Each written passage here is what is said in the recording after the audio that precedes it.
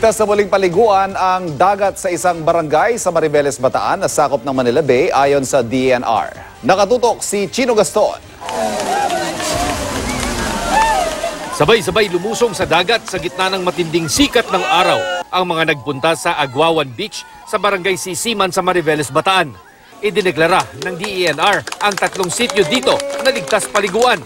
Ang nag-iisang barangay na sakop ng Manila Bay na mababa na raw ang level ng coliform, bakterya na nanggagaling sa dumi ng hayop at tao. Nasa 100 mpn pababa ang katanggap-tanggap na level ng coliform sa tubig.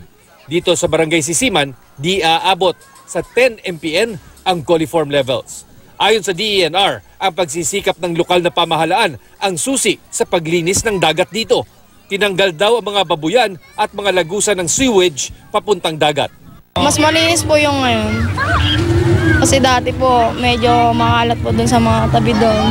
Dun po. Malinis, maganda, presko.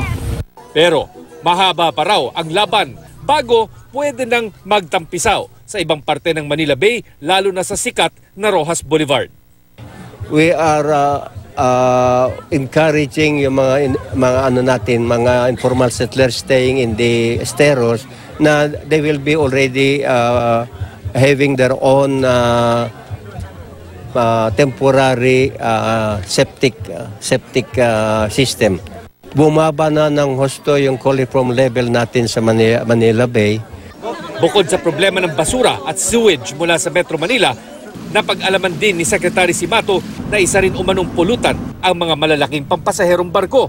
Sa susunod na mga linggo, ipasusuri raw ng DENR ang mga passenger vessel na dapat may sariling garbage disposal at wastewater treatment facilities. Chino Gaston, Nakatutok, 24 Oras.